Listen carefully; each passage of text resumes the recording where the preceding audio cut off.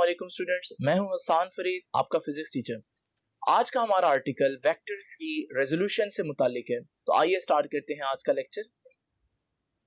Students, vector की resolution को समझना बहुत क्रूशियल और बहुत क्रिटिकल है, क्योंकि ये कॉन्सेप्ट आपके इंटायर चैप्टर में बार बार इस्तेमाल होगा। तो आज हम इसको बहुत डीप अंडरस्टैंडिंग देंगे और ये कुछ डेफिनेशंस मैंने आप लोगों के सामने लिखी हैं, जिनको भी मैं थोड़ी ही देर में डिफाइन करूंगा कि वेक्टर की रेजोल्यूशन बेसिकली होती क्या है, तो वेक्टर के कंपोनेंट से क्या मतलब है और वेक्टर का रेक्टेंगुलर कंपोनेंट क्या होता है। इससे पहले कि मैं ये डेफिनेशन करूं, क्यों ना पहले हम ये कॉन्सेप्ट लें कि ये रेजोल्यूशन क्या होती है। स्टूडेंट्स, सबसे पहले हम देखते हैं कि कंपोनेंट्स क्या होते हैं। जब मैं बात करूं कंपोनेंट्स की, तो कंपोनेंट्स का मतलब है कि किसी भी चीज के ऐसे दो हिस्से बना दें या तीन हिस्से बना दें या चार या जितना आपका दिल करे, लेकिन उन हिस्सों में ये खास बात होनी चाहिए कि जब आप उनको ऐड करें तो वापस वही आंसर आए जिसके आपने हिस्से बनाए थे। कंपोनेंट्स वेक्टर्स के भी हो सकते हैं, स्केलर्स के भी हो सकते हैं। ऑल्दो इस चैप्टर में हमें पढ़ने चाहिए वेक्टर्स के कंपोनेंट्स, मगर डीप अंडरस्टैंडिंग के लिए क्यों ना पहले आपको एक आसान कॉन्सेप्ट दूं कि स्केलर अगर हम देखें उनके कंपोनेंट से क्या मतलब है। ये देखिए, मेरे पास स्केलर से मुराद होता है डिजिट्स, और डिजिट्स कोई भी डिजिट हो सकता है। मैंने आपके सामने एक डिजिट लिखा 8, मैं आपसे पूछता हूं इस 8 के कंपोनेंट्स बनाएं। क्या डेफिनेशन है कंपोनेंट्स की? कंपोनेंट्स जिनको ऐड करूं तो 8 आए। तो मैं कह सकता हूं 8 का एक कंपोनेंट है 1 और 7, क्योंकि मैं 1 और 7 को ऐड करूंगा तो 8 आएंगे। तो 1 और 7 8 के क्या हुए? कंपोनेंट्स हुए, हिस्से हुए, जिसे उर्दू में कहेंगे हम। क्या सिर्फ यही कंपोनेंट्स बनते हैं? आप कहेंगे नहीं सर, 2 और 6 भी तो 8 के ही कंपोनेंट्स। और अगर मैं 3 और 5 बोलूं तो 3 और 5 भी 8 के कंपोनेंट्स हैं, क्योंकि 3 और 5 को ऐड करूंगा तो 8 आएगा। और फिर 4 और 4 को भी हम देखें तो ये भी 8 के कंपोनेंट्स हैं। लेकिन जब आप इससे मजीद कंपोनेंट्स बनाना चाहेंगे तो फिर हमारे पास 4, आप यहां एक एक बढ़ा रहे हैं, 4 से आगे 5 करेंगे, और यहां कम कर रहे हैं तो 3 करेंगे, और 5 और 3 तो ऑलरेडी हो चुका है। 3 और 5 और 5 और 3 एक ही बात है। तो बच्चे समझते हैं कि भाई कंपोनेंट्स इतने ही बनेंगे, लेकिन ऐसा नहीं है स्टूडेंट्स। ये देखिए, अगर मैं कहूं 8 का एक कंपोनेंट 7.5 एंड 0.5, ये भी तो मिलकर 8 बना रहे हैं, तो फिर ये भी तो कंपोनेंट ही हुआ। तो इसका मतलब हम किसी भी स्केलर की जब बात करें तो कितने कंपोनेंट्स बना सकते हैं? जितना हमारा दिल करेगा, जितने हम चाहेंगे हम उतने कंपोनेंट्स बना सकते हैं। दूसरे अल्फाज में इनफाइनाइट कंपोनेंट्स बना सकते हैं। कितने कंपोनेंट्स बन सकते हैं किसी भी स्केलर के? Infinite components. दूसरी इंपॉर्टेंट बात, अगर आप देखें इसको ऑपोजिट में, 1 और 7 को मैं क्या कर रहा हूं तो 8 आ रहा है, ऐड कर रहा हूं, इसका मतलब एडिशन है ये। लेकिन यहां आज मैं 8 को 1 और 7 में डिवाइड कर रहा हूं, यानी कि आज मैं एडिशन के ऑपोजिट जा रहा हूं। ये कौन सा प्रोसेस है? एडिशन के ऑपोजिट जब भी मैं पूछता हूं कौन सा प्रोसेस है, ज्यादातर बच्चे कहते हैं subtraction, which is entirely wrong. तो बच्चों को ऐसा लगता है जैसे एडिशन का ऑपोजिट सब्ट्रैक्शन होता है। हरगिज नहीं बच्चों, एडिशन का ऑपोजिट ये प्रोसेस है, इसे हम बोलते हैं रेजोल्यूशन। तो यहां से हमें पता चला कि रेजोल्यूशन क्या हुई, फिर किसी भी चीज को उसके कंपोनेंट्स में डिवाइड कर देना, तकसीम कर देना, क्या कहलाता है? उस वेक्टर की रेजोल्यूशन कहलाती है, और वो ये इसके कंपोनेंट्स हैं। तो यहां से आपको थोड़ा सा आइडिया हुआ, लेकिन ये बात मैं फिर भी लिख देता हूं कि resolution is opposite process of addition। Addition का ऑपोजिट प्रोसेस अगर आपसे एमसीक्यू में पूछा जाए तो आप बताएंगे कि एडिशन का ऑपोजिट रेजोल्यूशन होता है। ये तो थी बात स्केलर की, ये चीज अंडरस्टैंडिंग के लिए जरूरी थी, लेकिन ये हमारा आज का आर्टिकल नहीं है। हमारा आर्टिकल है कि वेक्टर्स की रेजोल्यूशन कैसे करनी है। तो आइए हम जरा देखते हैं कि वेक्टर की रेजोल्यूशन से क्या मतलब है। मैंने आप लोगों को बताया कि जब हम बात करते हैं कंपोनेंट्स की, तो कंपोनेंट्स वो चीजें होती हैं जिनको मैं ऐड करूं तो वापस ओरिजिनल चीज आए। तो अगर मैं इसी डेफिनेशन को वेक्टर्स पर अप्लाई करूं तो इस वेक्टर के कंपोनेंट क्या होंगे?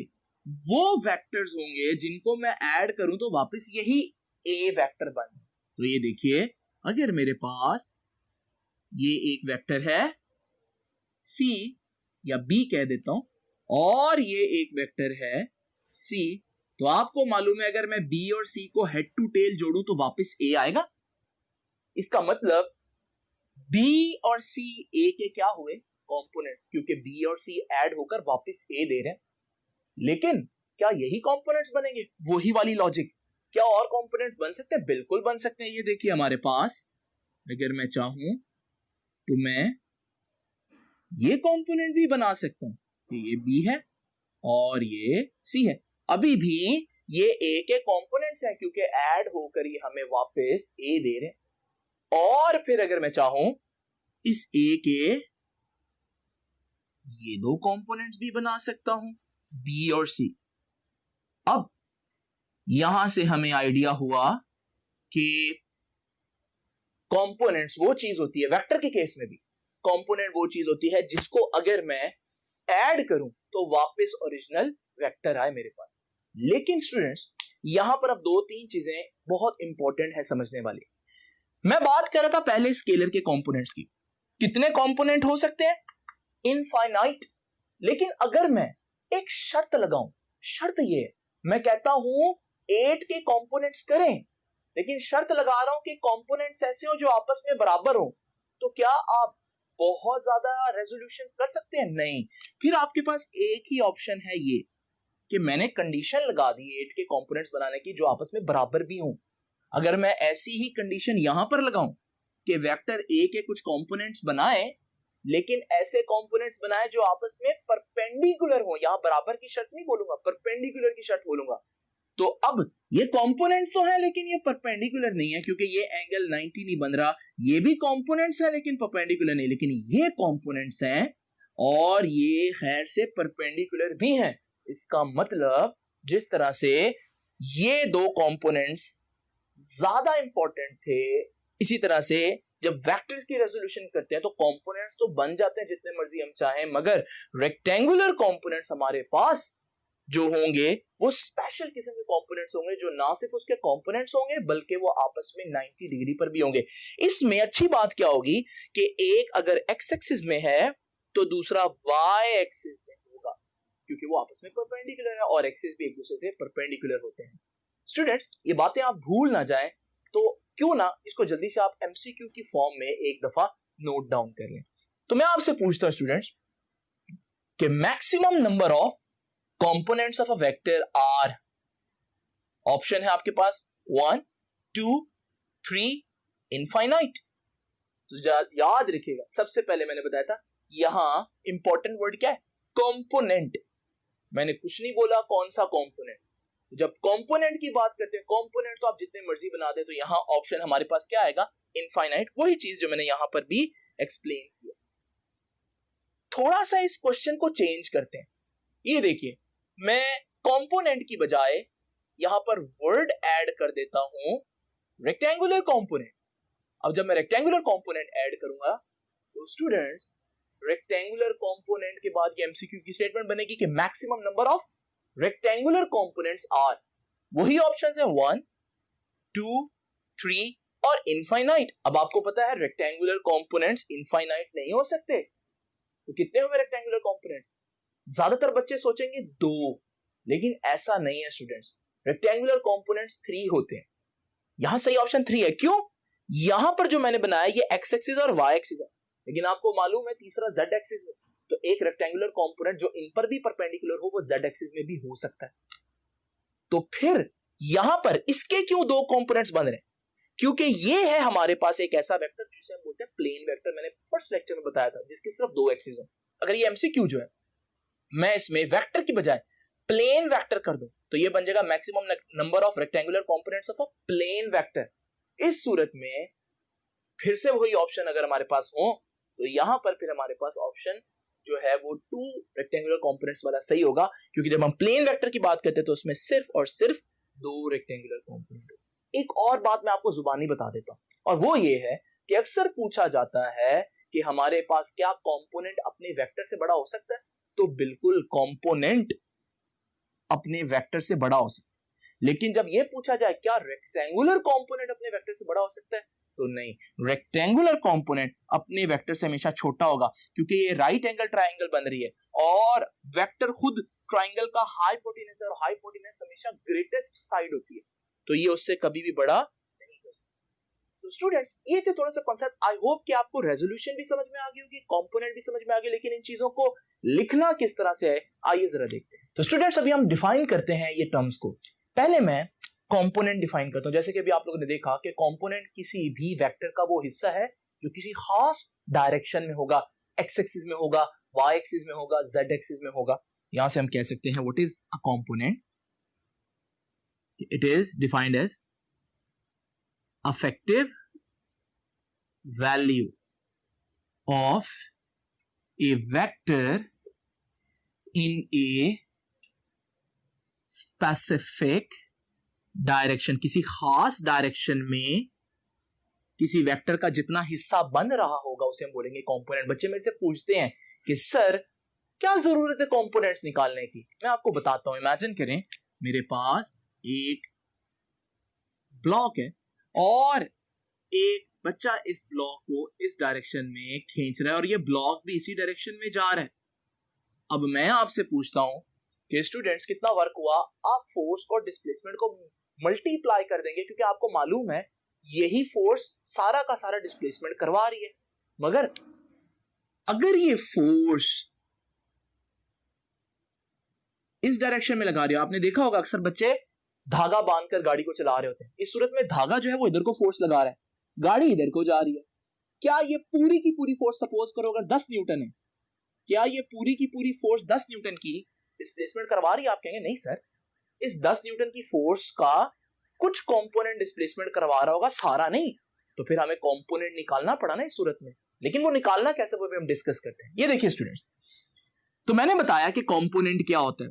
अभी असल वेक्टर को कंपोनेंट्स में डिवाइड कर देना, इस प्रोसेस को मैंने क्या नाम दिया? Resolution of a vector. तो what is resolution? It is a process of resolving a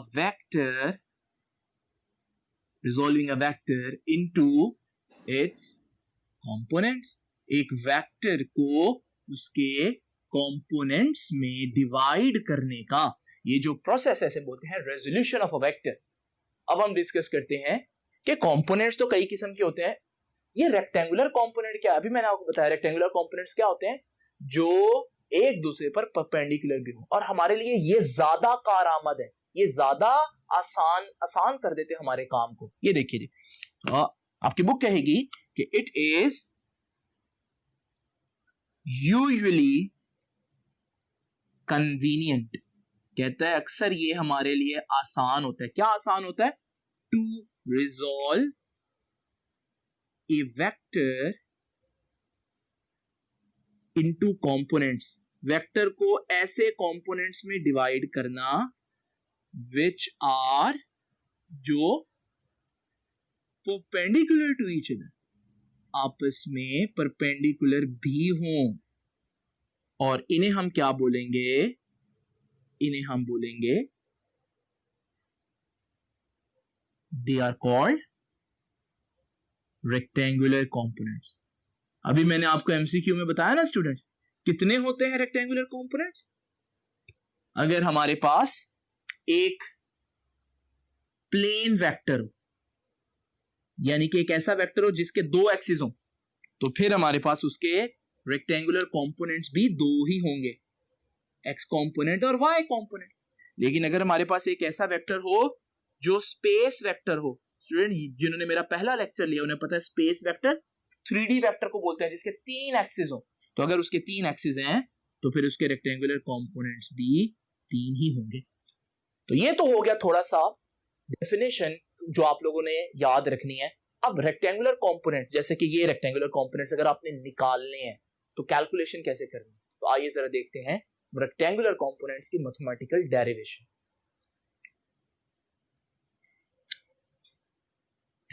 student सबसे पहले मैं थोड़ा सा आपको बता दूं कि आपने अगर ये लॉन्ग क्वेश्चन आता है तो इसको अटेम्प्ट कैसे करना है। आपने हेडिंग देनी है एक्सप्लेनेशन की। अब एक्सप्लेन कैसे करना है? एक्सप्लेनेशन में मेजॉरिटी ऑफ द टाइम आपकी बुक क्या करेगी? दो बातें आएंगी, डायग्राम और उसी की एक्सप्लेनेशन।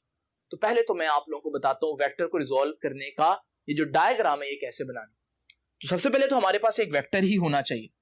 ये देखिए स्टूडेंट्स, मेरे पास ये एक्स एक्सिस और वाई एक्सिस है, कोऑर्डिनेट्स सिस्टम है, रेक्टेंगुलर कोऑर्डिनेट सिस्टम। मैं यहां पर आपके सामने एक वेक्टर बना देता हूं। ये वेक्टर स्टार्ट हो रहा है पॉइंट ओ से और ये एंड हो रहा है पॉइंट पी पर। तो ये जो वेक्टर है जो कि लाइन ओपी बता रही है, इसे हम बोलते हैं कि ये है वेक्टर ए। अब जैसे कि मैंने बताया इसके रेक्टेंगुलर कंपोनेंट्स करने कैसे करने, बहुत आसान है। आप इसके रेक्टेंगुलर कंपोनेंट्स इस तरह से करेंगे कि आप एक लाइन सीधी एक्स एक्सिस तक लेकर जाएंगे और एक लाइन बिल्कुल परपेंडिकुलर वाई एक्सिस तक लेकर जाएंगे।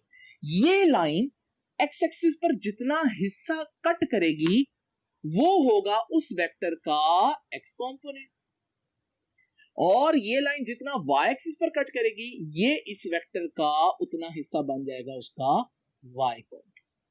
तो ये हो गया हमारे पास एक्स कंपोनेंट और वाई कंपोनेंट। और यहां पर अगर ये एक्स कंपोनेंट है तो फिर ये भी तो उतना ही हिस्सा है, तो मैं इसको भी एक्स कंपोनेंट कह सकता हूं। और अगर ये वाई है तो ये भी वाई कंपोनेंट कहलाया जा सकता है, इसमें कोई हर्ज नहीं है।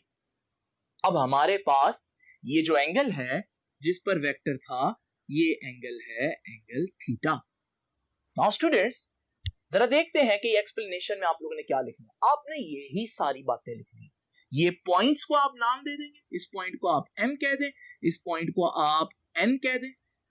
तो आप क्या लिखेंगे? बुक की लाइंस इस तरह से होगी कि consider a vector in x y plane at an angle theta, और फिर आप बताएंगे आप उसको रिजॉल्व करेंगे, एक लाइन ड्रॉ करेंगे which will cut x axis on point m and y axis on point n. So ON is your y component, OM is your x component. याद है हम लोगों ने पढ़ा था कि x component और y component में खास बात क्या है। यहां पर मैं लिख दूं कि आप लोगों ने यहां से आगे बुक की लाइंस लिखनी है खुद ही। लो भाई अब जरा देखें कंपोनेंट में खास बात क्या होती है। अगर आप उनको ऐड करें तो वापस ओरिजिनल वेक्टर बनता है, यही बताया था मैंने। तो जरा देखें, मैं कह सकता हूं कि अगर x कंपोनेंट को ऐड करूं और y कंपोनेंट को ऐड करूं तो मेरे पास क्या बनेगा? ओरिजिनल वेक्टर बनेगा। नाउ स्टूडेंट्स यहां पर एक इश्यू है, और वो इश्यू क्या है कि आप देख सकते हैं x और y तो स्केलर्स है, क्योंकि मैग्नीट्यूड है, स्केलर्स ऐड होकर वेक्टर थोड़ी ना आ सकते हैं। इसका मतलब मुझे या तो इनके ऊपर वेक्टर का निशान डालना पड़ेगा, और अगर मैं ये नहीं करना चाहता तो फिर मुझे इनके साथ इनके यूनिट वेक्टर लगाने पड़ेंगे। आपको याद है x एक्सिस में यूनिट वेक्टर i हैट होता है और y एक्सिस में usually unit vector j hat होता है। तो फिर मैं यहां पर i हैट और j हैट लिख देता हूं। तो ये हम इक्वेशन लिख सकते हैं यहां पर। अब जरा x कंपोनेंट भी निकालते हैं और y कंपोनेंट भी निकालते हैं। तो स्टूडेंट्स सबसे पहले x कंपोनेंट, बहुत आसान काम है ये। x कंपोनेंट कैसे निकालना है जरा देखते हैं। स्टूडेंट आप देख सकते हैं अगर मैं इस एंगल का कॉस लूं, किसी भी ट्राइंगल में कॉस थीटा किसके बराबर होता है? मैं यहां लिख देता हूं इन ट्राइंगल OMP। ये जो ट्राइंगल है OMP, कॉस थीटा किसके बराबर होता है? कॉस थीटा बराबर होता है बेस ओवर हाइपोटेन्यूज। तो बेस ओवर हाइपोटेन्यूज, बेस क्या है? थीटा के साथ वाली बेस OM ओवर हाइपोटेन्यूज क्या है? हाइपोटेन्यूज लॉन्गेस्ट साइड होती है यानी कि A। मैं वेक्टर नहीं लिखूंगा, मैं OP मैग्नीट्यूड लिखूंगा, क्योंकि यहां पर हम मैग्नीट्यूड को डिस्कस करेंगे। अब OM कितना है? OM का मैग्नीट्यूड तो x कंपोनेंट जितना है, तो AX, और OP का मैग्नीट्यूड तो A का मैग्नीट्यूड है। यहां से cos theta AX over A है, तो AX किसके बराबर आएगा? स्टूडेंट जरा तवज्जो कीजिएगा, A उधर जाकर मल्टीप्लाई हो जाएगा तो AX आ जाएगा A cos थीटा की। लो जी स्टूडेंट्स, वो फार्मूला जो हमारे पास x कंपोनेंट का था वो आ गया। मैं इसको कह देता हूं कि this is our equation number 1। अब बात रह गई y कंपोनेंट्स की। एक्स कंपोनेंट आ गया जी, वाई कंपोनेंट क्या होगा वो भी देख लेते हैं स्टूडेंट्स। वाई कंपोनेंट, जैसे पहले मैंने कॉस थीटा लिया, अब मैं लेता हूं साइन थीटा, और साइन थीटा लूंगा तो साइन थीटा किसके बराबर आता है, परपेंडिकुलर ओवर हाइपोटेन्यूज। परपेंडिकुलर क्या होती है, 90 के थीटा के सामने वाली साइड, तो परपेंडिकुलर क्या बना इसमें, पीएम बना। स्टूडेंट हाइपोटेन्यूज क्या होती है, लॉन्गेस्ट साइड, लॉन्गेस्ट साइड क्या है यहां पर, लॉन्गेस्ट साइड है ओपी। अब पीएम क्या है, पीएम है हमारे पास वाई कंपोनेंट, ये देखिए ए वाई, और ओपी है ए। यहां से साइन थीटा इसके बराबर है, तो ए वाई किसके बराबर आएगा स्टूडेंट्स, ए वाई बराबर आएगा, ए उधर जाकर मल्टीप्लाई होगा, तो a y is equal to a sine theta. तो आप लोगों ने स्टूडेंट्स देखा कि किस तरह से अगर आप चाहें तो किसी वेक्टर से उसका कंपोनेंट निकाल सकते हैं। सिर्फ आपको क्या चाहिए, एंगल चाहिए, और आप वो वैल्यू पुट करें तो आपके पास एक्स कंपोनेंट भी आ जाएगा और वाई कंपोनेंट। लेकिन आपको साइन और कॉस की वैल्यूज कुछ फेमस एंगल्स के लिए याद रखना जरूरी है, जैसे 30 का कितना होता है, 60 का, 45 डिग्री का। स्टूडेंट्स, इससे पहले कि आप कंफ्यूज हो इन फॉर्मूलों को देखकर, क्यों ना हम एक दफा इसको थॉरली देख लें कि एमसीक्यू की फॉर्म में आप लोगों ने क्या क्या पूछा जा सकता है आप लोगों को। तो आइए जरा देखते हैं एमसीक्यू। स्टूडेंट्स, जरा देखते हैं कि ये एमसीक्यू आप किस तरह से सॉल्व करेंगे। तो एमसीक्यू कुछ इस तरह से है कि एट व्हाट एंगल, किस एंगल पर ax और ay बराबर है। क्या पूछना, ax और ay बराबर है। फार्मूला देखें स्टूडेंट्स, ax का फार्मूला क्या है, ax का फार्मूला है a cos थीटा, और ay का फार्मूला क्या है, a sin थीटा। ये बराबर इसके तब होगा जब cos और sin की वैल्यू बराबर होगी। अब ये चीज आगे जाकर आप लोग पढ़ेंगे कि जब थीटा 45 पुट करें तो साइन की वैल्यू और कॉस की वैल्यू बराबर आती है। क्यों, क्योंकि साइन और कॉस जो है दोनों 45 पर 0.707 आंसर देते हैं। आप अपने कैलकुलेटर पर अभी चेक भी कर सकते हैं। तो इसका मतलब मैं कह सकता हूं कि फिर यहां पर कौन सा ऑप्शन सही होगा, तो आप बच्चे कहेंगे 45। लेकिन स्टूडेंट, एक बात है जो आप लोग यहां पर गौर करना भूल गए, और वो देखिए जरा, ax और ay आप देख रहे हैं वेक्टर के निशान ax और ay के ऊपर। ये वेक्टर के निशान बता रहे हैं कि मैं वेक्टर्स की बात कर रहा हूं। वेक्टर्स कब बराबर होते हैं स्टूडेंट्स, दो बातें, जब मैग्नीट्यूड भी बराबर हो और जब डायरेक्शन भी बराबर हो। तो स्टूडेंट, अगर हम देखें x कंपोनेंट तो x एक्सिस में होता है, y कंपोनेंट तो y एक्सिस में होता है। क्या ये बराबर हो सकते हैं, मैग्नीट्यूड में हो सकते हैं, लेकिन डायरेक्शन में नहीं, क्योंकि एक x एक्सिस में एक y एक्सिस में। तो क्या हमारे पास कभी भी ये सिचुएशन आ सकती है किसी भी एंगल पर, हरगिज नहीं। तो आप यहां पर एक और ऑप्शन ऐड करेंगे, और वो क्या है, इम्पॉसिबल। लेकिन अगर यही क्वेश्चन स्टूडेंट्स बजाय वो मैग्नीट्यूड वेक्टर्स की बात करें, वो मैग्नीट्यूड की बात करें, मैग्नीट्यूड के लिए मैं ये वाला साइन डाल देता, ये साइन बता रहा है कि ये मैग्नीट्यूड। तो क्या कोई ऐसा एंगल है जिसपे हमारे पास x और y कंपोनेंट्स के मैग्नीट्यूड बराबर हो? तो अगर हम डायरेक्शन को निकाल दें, तो मैंने अभी डिस्कस किया कि अगर हम देखें 45 डिग्री पर जो cos का आंसर आता है वही sin का आंसर आता है, तो फिर वो कौन सा एंगल होगा जिस पर हमारे पास x और y कंपोनेंट्स बराबर होंगे? जी स्टूडेंट्स, वो हुआ 45 डिग्री। लेकिन स्टूडेंट्स, क्या सिर्फ 45 डिग्री? इधर देखिए, आपने बाकी ऑप्शंस पर गौर किया? ये देखिए, अगर 135 ऑप्शन 135 है, यहां से 135, ये टोटल होता है 180। अगर ये 135 है तो फिर हमारे पास ये कितना बचेगा, यहां पर ये बनेगा 45 डिग्री स्टूडेंट्स। तो 45 डिग्री बनेगा तो जितना हमारे पास y कंपोनेंट उतना ही हमारे पास x कंपोनेंट होगा। अगर आप देखेंगे ये जो हमारे पास 225 है, वो 225 आपके पास यहां से यहां तक बनेगा 225, इतना तो बनता है 180। तो फिर ये नेक्स्ट आगे मजीद कितना बनेगा, 45 डिग्री। इसी तरह चौथा एंगल जो है वो फोर्थ क्वाड्रेंट में 45 डिग्री बन रहा है। इसका मतलब ये सारे एंगल्स किसी ना किसी क्वाड्रेंट में 45 डिग्री बन रहे हैं, और 45 डिग्री पर मैग्नीट्यूड बराबर होते हैं। तो 45 डिग्री ऑप्शन ए तो सही है, लेकिन 135, 225 डिग्री और हमारे पास 315 डिग्री ये भी अपने अपने क्वाड्रेंट के अंदर 45 डिग्री ही बनते हैं और हमारे पास इसमें मैग्नीट्यूड सेम ही आएगा। तो इसमें भी हमें एक ऑप्शन ऐड करना पड़ेगा और वो है कि ऑल ऑफ दीज, ये सारे आंसर सही हैं, यानी इन सब एंगल्स पर मैग्नीट्यूड सेम है। तो 45 कब करना है? अगर आपके पास यही एमसीक्यू हो और हमारे पास ऑप्शन कुछ इस तरह से हो 45, 30 डिग्री, 60 डिग्री, 90 डिग्री, इस सूरत में हम फिर यहां पर तो सिर्फ 45 डिग्री चलेगा, तो यहां पर हम 45 करेंगे। देखिए छोटी छोटी बातें हैं जिनको आप लोगों ने ध्यान से देखना है। अब जरा एक और इंपॉर्टेंट बात देखते हैं। ये डायग्राम देखें स्टूडेंट, एक वेक्टर है 10 न्यूटन का और ये वेक्टर जो है वो 30 डिग्री बना रहा है। मैं पूछता हूं बताएं कंपोनेंट्स निकालना। अब कंपोनेंट निकालना है एक्स कंपोनेंट, तो एक्स कंपोनेंट का फार्मूला क्या है? एक्स कंपोनेंट का फार्मूला है students ax = a cos theta. अब हमारे पास यहां पर a मैग्नीट्यूड है वो तो 10 न्यूटन और cos थीटा, थीटा कितना है? थीटा तो 30 दिया हुआ है और cos 30 होता है 0.86, तो जब 10 से मल्टीप्लाई होगा ये बन जाएगा 8.6 न्यूटन। तो यहां पर हमारे पास 8.6 न्यूटन। बच्चे समझेंगे नहीं है ये भी आंसर। यहां पर भी एक चीज मिस्टेक है और वो मिस्टेक आप लोगों ने नोट नहीं की। वो बात ये है कि थीटा अगर आप देखें, थीटा कहां से दिया हुआ उसने? स्टूडेंट्स थीटा उसने दिया हुआ है वर्टिकल से, यहां से। कभी भी ये थीटा एक्सेप्ट नहीं करना। ये एंगल हमारा एंगल नहीं है जो इधर पुट करना है, हमने हमेशा ये वाला एंगल पुट करना है। अगर आपको मालूम है ये 30 है, टोटल 90 होता है, तो फिर ये कितना होगा? 60।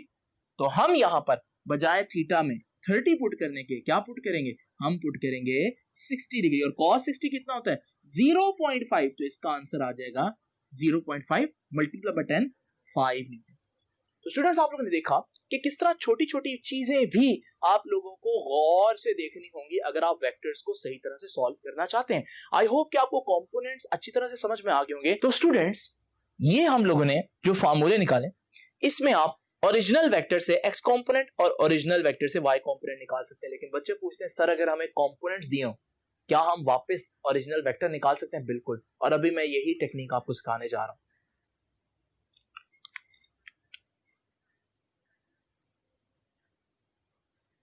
तो हम कहेंगे कि रिजल्टेंट फ्रॉम कंपोनेंट्स। अभी तक हम कंपोनेंट्स निकाल रहे थे रिजल्टेंट से, लेकिन अब मैं कहूंगा रिजल्टेंट निकालें कंपोनेंट्स। तो देखिए जी, वही ट्राइंगल लेते हैं, in triangle OMP, this triangle OMP, और इस ट्राइंगल में मैं कहूंगा पाइथागोरस थ्योरम आप लोगों ने पढ़ा। पाइथागोरस थ्योरम क्या कहता है कि हमारे पास हाइपोटेनस का square is equal to base square plus perpendicular square. अब हाइपोटेनस क्या है? ये साइड, और ये साइड तो OP है। बेस क्या है? थीटा के साथ वाली ये वाली साइड OM,